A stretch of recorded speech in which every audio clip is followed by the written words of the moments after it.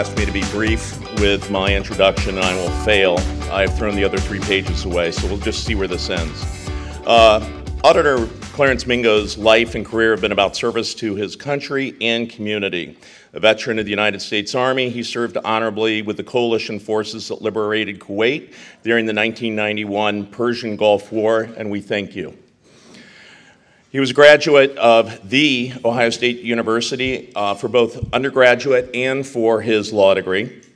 He worked as an attorney in private practice, helping protect those citizens most in need, and including being appointed as a guardian ad litem, which is a child advocate representing the interests of children in abuse, neglect, and divorce cases.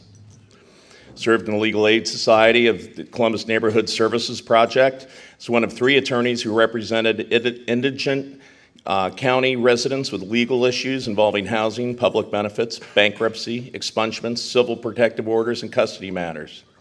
He worked hard to expand and further develop the project's reach and influence on the indigent population here in Franklin County. In 2007, he was appointed as a commissioner in the Ohio Court of Claims as one of 7 commissioners with statewide appellate jurisdiction in victims of crime cases. Then, in 2009, Clarence was appointed as Franklin County Auditor and has since been elected for full terms in both 2010 and 2014. As auditor, Clarence is responsible to Franklin County residents to offer the best public service in fiscal, real estate, and consumer protection. From his own bio, Clarence is committed to seeking new and innovative ways to expand the services of the auditor's office into each resident of Franklin County. A strong fiscal conservative, Clarence will look for ways to streamline county government and always put the interests of taxpayers first. He was married to his wife, Angela, who's with us today. They were married in 1992. The proud parents of Annalise and Ava, and they live in New Albany. And that's all I'm going to say about, and all we are going to probably hear much about County Auditor Mingo, because this really is about, I think, Clarence Mingo and his observations from this position. On the program committee, many people request the opportunity to speak to us. Most are turned away. Auditor Mingo asked to speak about racial issues, and the programs committee was not about to say no to him. Last week, I called Auditor Mingo and asked him why and his motivation on this topic. And we talked about several things, about including how events like Ferguson have not happened in Columbus, Ohio yet. Also about how removing the Confederate flag from the grounds of the South Carolina State House does remove an affront, an offensive symbol to many people, and it has merit. But that perhaps when we remove the Confederate flag from Walmart and other retailers, we have done nothing more than to move an issue out of our sight, and we're missing an opportunity for a meaningful conversation. Columbus Rotary, for today's topic, which is race in America, I am pleased to introduce to you Auditor Clarence Mingo.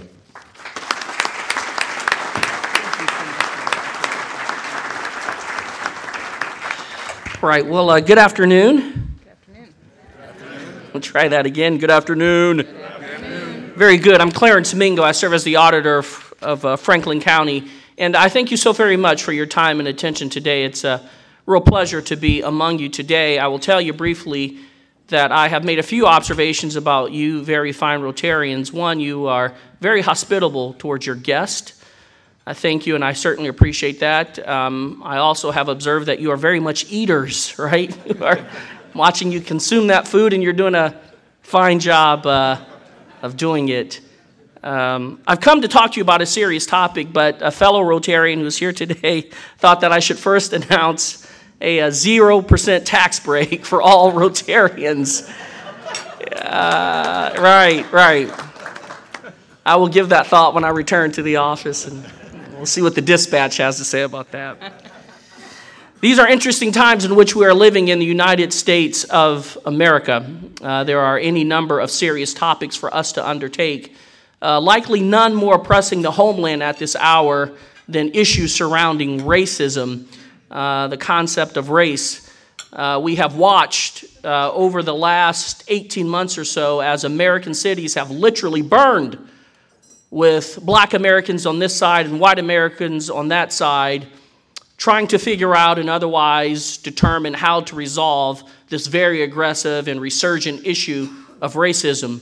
Names like Michael Brown, Trayvon Martin, cities like Baltimore, Maryland, and Ferguson, Missouri, now echo in our hearts and minds of symbols of a very difficult subject matter that we as Americans are struggling to grapple with. Today, I hope to offer a roadmap. I hope to begin a dialogue by which we can begin undertaking and understanding the issue of race and how best to address the remaining vestiges of this cancer that continues to inflict itself upon America. This conversation is difficult. It is the type of subject matters that most of us often either A, don't know how to pick up and address, or otherwise cringe at when we are discussing it, because it strikes at the core of who we are, and all of us are opinionated and have thoughts about this issue. But we must begin talking about it, and we must begin talking about it in a meaningful way. As we look back over the last 18 months, I have asked myself, how can it be that in the year 2015, black Americans and white Americans still don't fully understand each other? I think back to my days at the Ohio State University when I was in the student union on a very prominent day in American history. This was the day that the O.J. Simpson verdict came down. Angela, my wife, and I were students at the university at that time.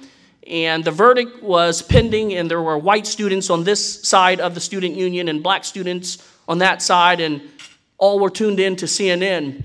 And as the verdict came down, it was, as you know, and history currently records, not guilty for Orenthal James Simpson. And on this side of the student union, African Americans cheered by the hundreds and chanted deliverance and justice finally.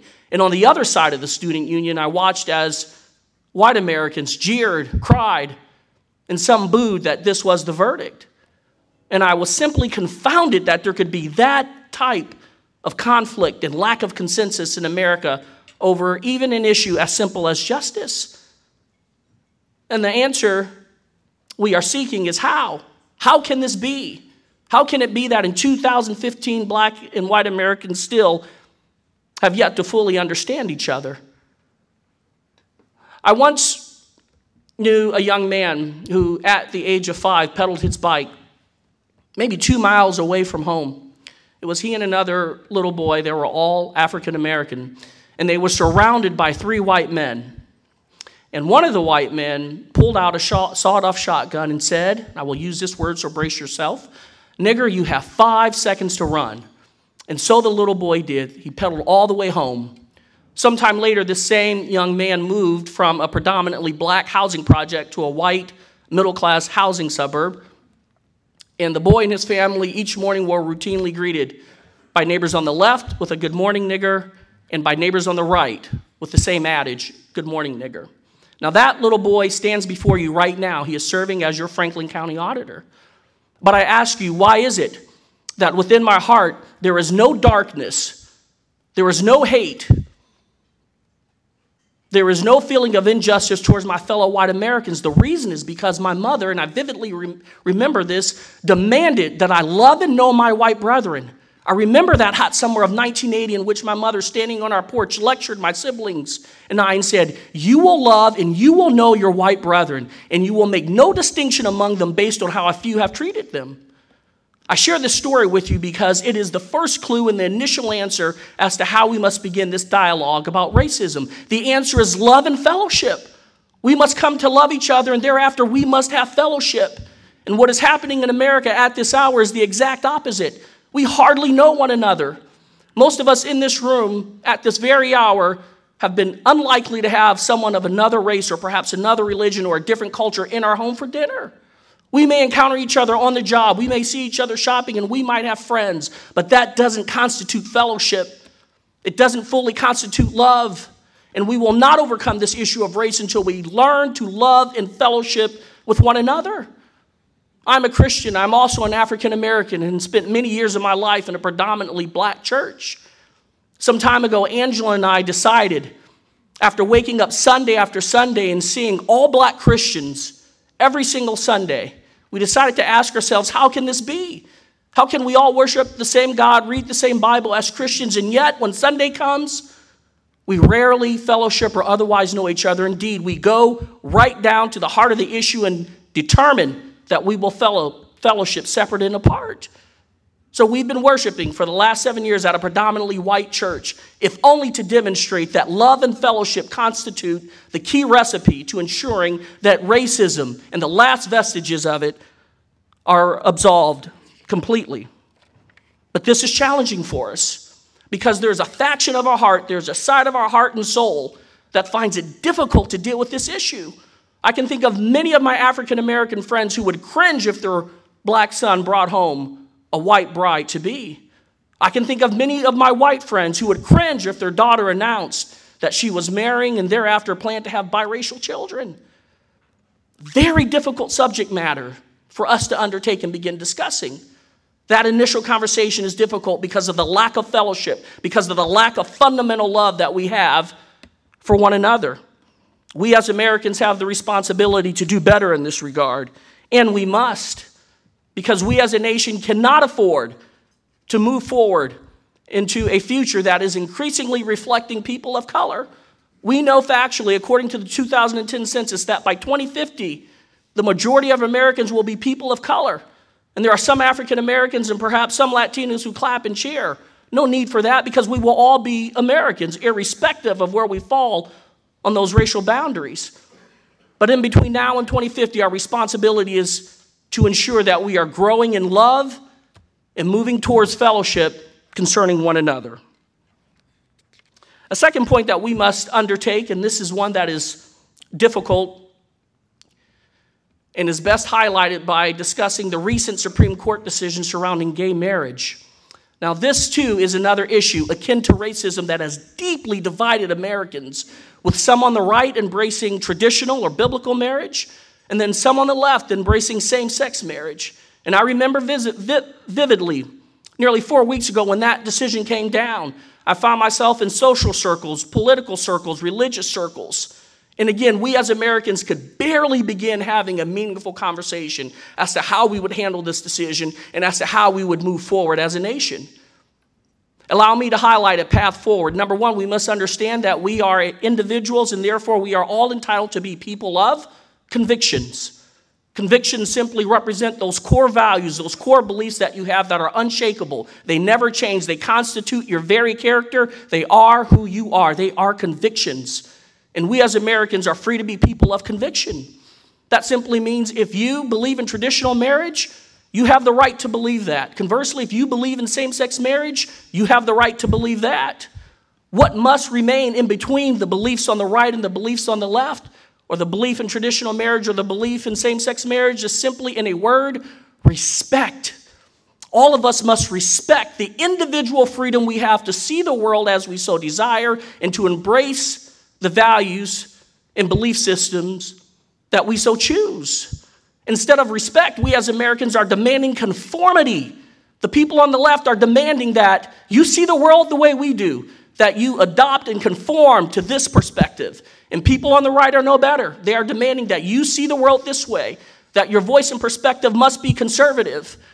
I believe in the concept of conviction, and I encourage those on the right and those on the left to embrace that. But in between convictions that are opposing one another must be this word called respect. And respect does not mean that you are duty-bound to abandon your convictions. Respect doesn't mean that you conform.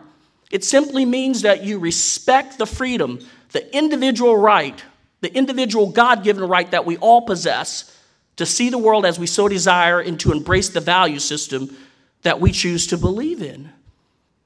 And it is simply un-American as we move forward, both from a political and philosophical perspective, that we, in great measure and increasingly, are demanding conformity. I rarely give a political speech, but I must admit that I stand before you as a Republican. I'll tell you, it's an odd thing to be an African-American Republican. I got to whisper that, right?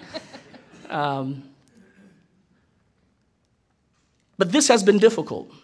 It has been very difficult subject matter for those in the Republican Party, difficult subject matter for those in the Democratic Party. And those difficulties exist because we are bent on, we are consumed with the idea of conformity. And in a democracy like ours, with the type of freedoms inherent in the Constitution, where liberty prevails, where the foundation of our nation is built on freedom of thought, belief, and independence otherwise stated, we must understand that we are free to be people of conviction, but we must be people of respect. Not conformity, but simply respect. The third path going forward involves this concept of understanding. This understanding. Now, I've given to you 2 points of very difficult subject matter. Racism, confined as perhaps an African American to someone who is white. The issue of gay marriage, involving someone who believes in traditional marriage versus someone who believes in same-sex marriage. And when you put those issues together, we need to look very carefully as to how it is we must live relative to those issues. And in a word, and my third point would be understanding. We must live in a way that reflects understanding. There are some facts in this nation that we cannot overlook. We can't overlook the fact that women in this nation on the dollar make 14 cents less. 14 cents less than a man who does the same work. That simply means for every dollar a man makes, a woman, by and large in this nation statistically, makes about 86 cents. We can't overlook the fact that unemployment for African Americans is 11.4%. For whites, it's about 5.3%. We can't overlook the fact that home ownership for African Americans is 43.5%. For whites, it's 73.5%. The poverty rate for whites is about 9.7%. For African Americans, it's about 2.7%. Now, we need to carefully look at these statistics. And first, we must acknowledge them as true and therefore problematic. But thereafter, we have to live with understanding relative to those issues. I employ a host of people as your county auditor, and I've appointed many women to leadership posts. And looking at such facts, I'm reminded within my heart and mind to look at those women and understand that the potential for discrimination, the potential for injustice, the potential to treat them differently based on the dark vestiges that remain in my heart, based on tendencies that have long survived in American society, those tendencies must be examined, studied, and otherwise discarded. Otherwise, I too, failing to live without understanding, will repeat patterns of behavior that have long since hurt and have otherwise formed to prove discriminatory against women. Likewise, with the issue of poverty, home ownership, and employment, the statistics I've read are only true and are in existence for only one reason. The only reason identified by government and sociologists, and that would be race. Some of us find it hard to believe that in 2015, that Danielle is more likely to get the job over Deshaun. We find it hard to believe that Monique is less likely to get a job over Michelle. And poor Abdul, well, Abdul is not going to get that job over Alan. And that is merely based on his name alone. And I look at you as a predominantly white audience, and you might think that I'm talking primarily to you, but I'm not, because discrimination knows no boundaries. It knows no color. It is no respecter of gender. All of us are capable of making decisions and inducing behavior that discriminates based on the color of a person's skin, the type of religion they have, or even the way their name sounds. There was a story that was posted on Facebook that many believe to be true, or perhaps it's an urban legend. In either case, it undoubtedly is meaningful. This story tells about a young Hispanic gentleman, well-educated, who had a master's degree. His name was Jose. And Jose applied for job after job, time and time again, and on rare occasions scored an interview and certainly never landed a job. What Jose decided to do was to drop the S from his name, and Jose became Joe. Joe got a job quickly with his credentials. Jose did not. And the reason, undoubtedly, is because of his racial identity. The very reflection of his name was enough to steer those who might otherwise be interested in him away. And the challenge with this is that this issue is pervasive.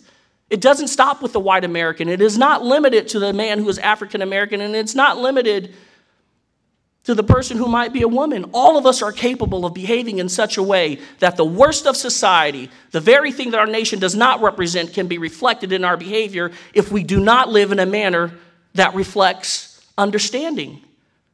Now, this we must do. Names come to my mind as I stand before you. These are names like Treblinka, Sobibor, Buchenwald, Bergen-Belsen, Auschwitz. These are the names of Nazi concentration camps that dotted the European skyline from 1939 to 1945. And those places existed primarily because German society at that time had lost the God-given ability to love.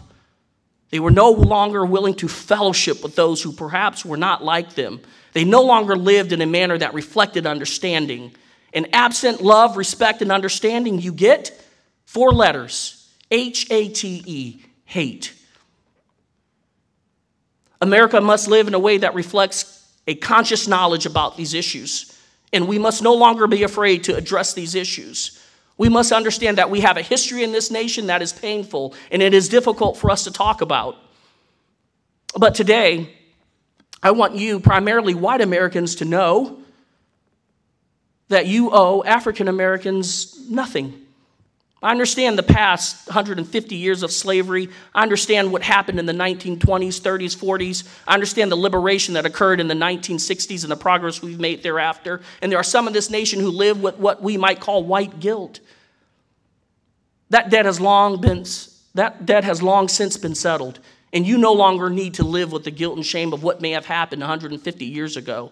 Our challenge as a group of Americans in this time in our history is to move forward and to display conduct towards one another, both black and white, perhaps heterosexual or homosexual, in a way that simply reflects love, fellowship, understanding, and respect.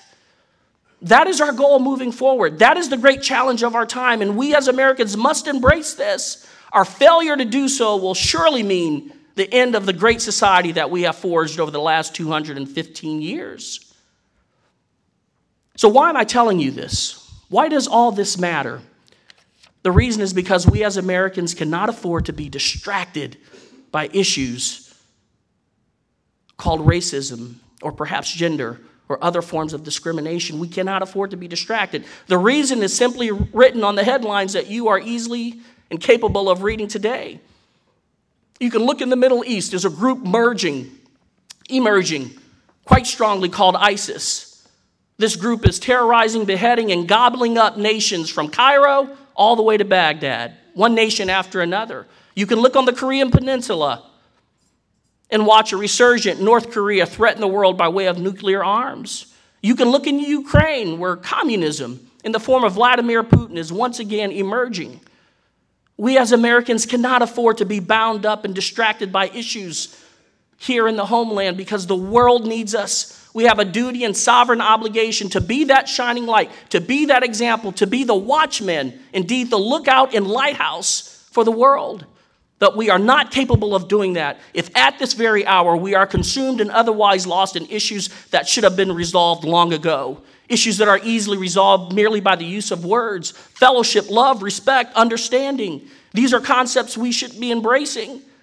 And our failure to do so will mean the loss of dominance, the loss of prestige, and the loss of influence internationally. Some around the globe think the world can do without America. I think otherwise. History shows that without America, the world fails. And our generation must not be that generation that is so consumed with issues here on the homeland that we are failing to look out for our vital interests around the world. Why do these times matter? Let me give this to you by way of story. As mentioned, I'm serving as your auditor. I've been in Franklin County for 23 years now. I've been married for 22 years now to Angela. I hope that 22 is right. Did I get that right? 23, sorry. Close. But Angela and I have 2 little girls named Ava and Annalise. And they are at this hour ages 9 and 10. In fact, they start school 2 days from now.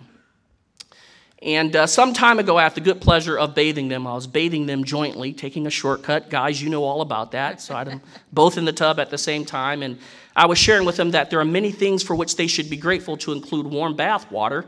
I explained to them that I'm a veteran of the first Persian Gulf War, what you might recall as Desert Storm, and that as a result, I went many weeks without bathing, and certainly without the benefit of warm bath water. And my then 4-year-old Annalise asked a good question. She said, "Dad, what did you do during this war?" And I told her, well, I drove a tank halfway across Iraq, and then we swung up into a very small and then unknown country called Kuwait. And she followed up with another good question. She said, well, Dad, what type of tank was this? And before I could respond, my then 3-year-old Ava interjected and said, Dad, was it a fish tank, right? Was it a fish tank? Now listen to me. True story from the heart and mind of a 3-year-old.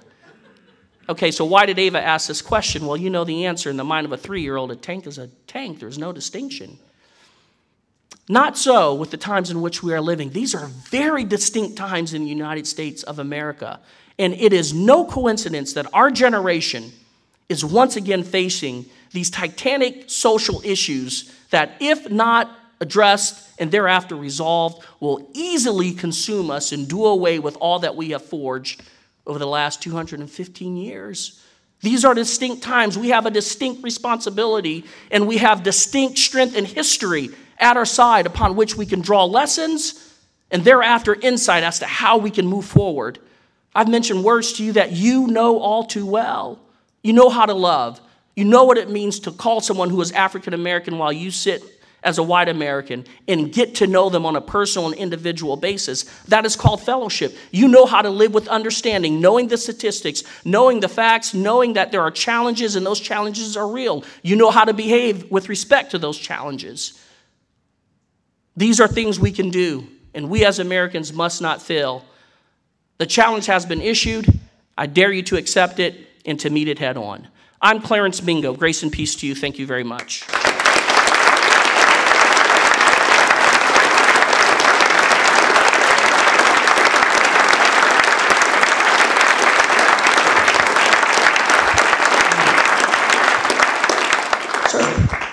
Thanks for a great talk. Your thing about civility and respect.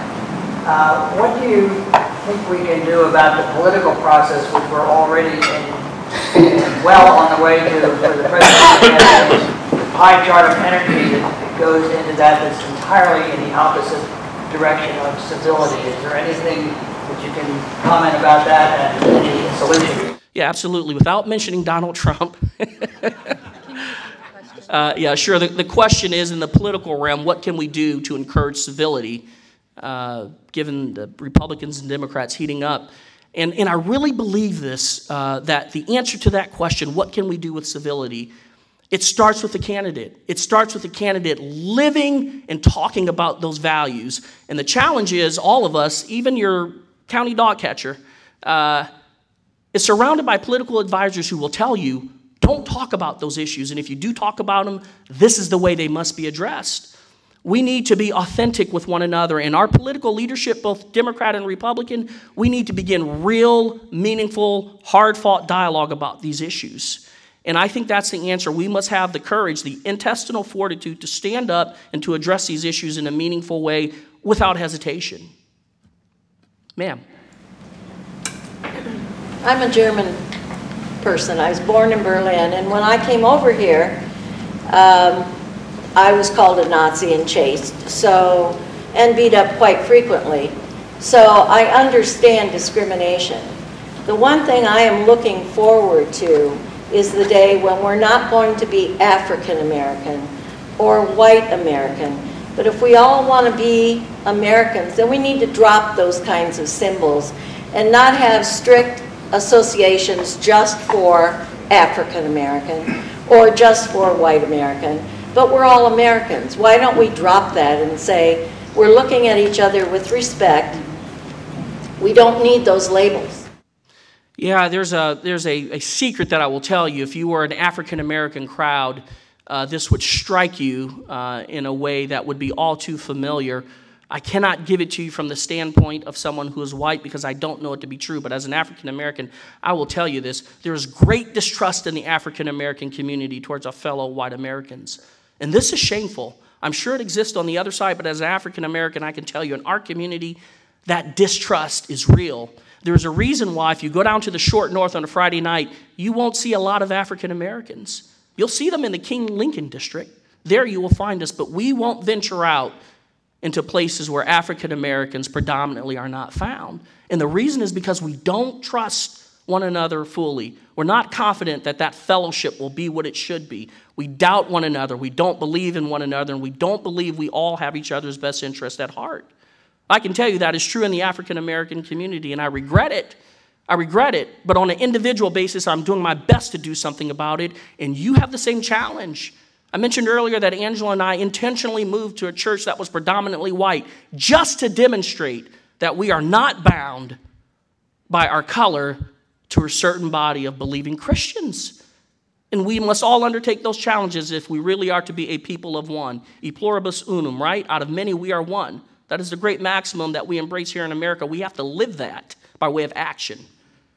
I will go one and then two. Sir?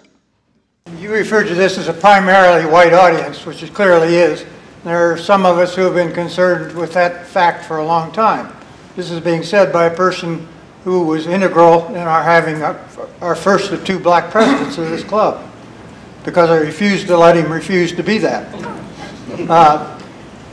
So my question to you is, why don't you join this club and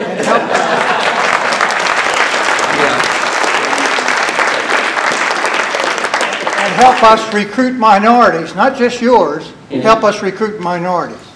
Boy, that's a challenge, is it not? Here it is. I will join. I will join. Yeah, I'll join. Yep. I will join gladly. Thank you very much for the invitation. Sir.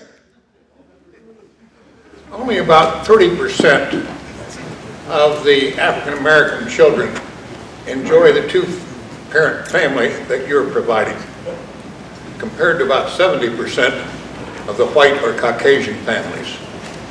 What can be done to encourage two-parent minority families to stay together and help raise their children? Yeah, that's a great question, and I'm happy to address it. I will give you another hard truth. It is a shame. It is a shame that we as African Americans will protest, we will demonstrate all day long in every city of America when a white cop kills a black man. We call that a civil rights violation, and we launch federal investigations into that type of crime. Conversely, when a black man kills a black man, we say very little about it in our community. If we have the same passion that we have on this side when a white police officer kills a black man as we do on this side when a black man kills a black man, we would be well off, we'd be well situated, and we'd be on the right path. But we don't, because we're so consumed with racial injustice that we are not willing to deal with the very difficult issues of our own community. And I have challenged African Americans to ask ourselves, why is it that so many other black men are killing black men? Why is it that so many African American children are born fatherless? Why is it that so many black men are incarcerated or otherwise incurring misdemeanors and felonies? These are the issues in our community, and they are real. And we as African Americans, we cannot blame white America for that. Those issues we own. Those issues we have to do something about, but it starts with the individual. It starts with the individual. And my ancestors, many of them who lived in the 1930s, 40s, and certainly the 60s, would turn over in their grave if they knew the type of community and the type of challenges that we have voluntarily brought onto ourselves. They would literally be ashamed that the greatest generation of African Americans to ever live in this country is currently embracing a form of nonsense that our ancestors could undoubtedly not be proud of. But it starts with the individual. I stand before you as a man, not perfect. I can guarantee you that. Not perfect. There's no perfection embodied within me. But I understand the concept of striving for excellence by way of example concerning my living. I understand that. So I'm duty-bound to my wife to honor her. I plan to be in the lives of my children, and I plan to model for them what a man is. I don't need Al Sharpton or Jesse Jackson to tell me how to be a black man. I got that from my father, but he was in my life. And other African Americans have to own up to that responsibility, accept the fact that we are failing, and then start to live, again in a word, right. Yes. Yes, sir. Yes. Do you think the media fuels the fire? As a guy who's been victimized by media, I won't discriminate. But I do. It is true, by way of example, that media will quickly cover the white police officer who kills the black man, perhaps unjustly. What they won't cover for very long is the one black man who kills 4 other black people, because that is not a story, that is commonplace. So in dealing with those issues, we do find that media only covers that which is likely to garner ratings. That is no surprise, but it is doing great detriment to the underlying and other issues that are affecting not only the African American community, but also our nation. All right, grace and peace to you. Thank you.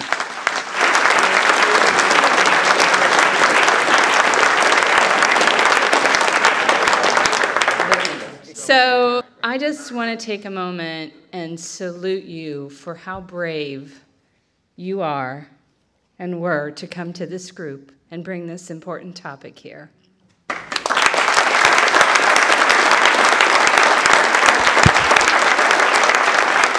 Now, until then, be a Rotarian all week long.